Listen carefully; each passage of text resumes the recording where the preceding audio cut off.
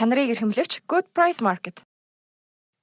Хүн яагаад унтах ёстойг шинжлэх ухаан өнөөдрийг хүртэл бүрэн тайлбарлаж чадаагүй байна.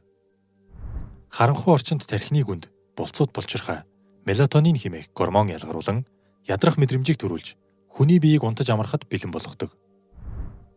Унтсны дараа зүрхний цохилт, амьсгалын хэмнэл удааширч, цусны даралт, биеийн хэм буурдаг байна. Хүн 30-аас 60 минутын дотор гүн нойронд автан унтаж эхэлсний дараах эхний 3 цагт хамгийн их амардаг аж.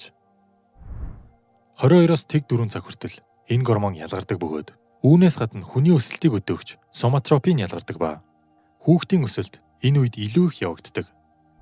Эцсийн нөхөн төлжилт идэвхжиж дархлаа сайжирсны дараа бид 90-с 120 минут үргэлжлэх REM гэгдэх зүүд нойронд шилждэг. Энэ үед хүний нүд хурдтай хөдөлж зүүдэлдэг бөгөөд нэг шөнө хүн энэ фазаар 4-өөс 6 удаа гардаг аж.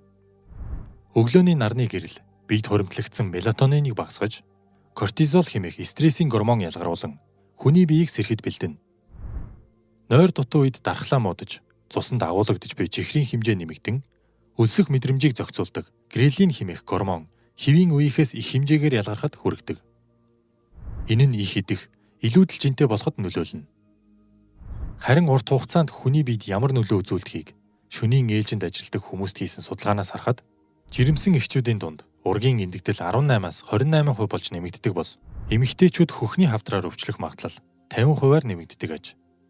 Харин хүн амын дунд зүрхний шигдээс тусах магадлал 40%-аар нэмэгддэг байна.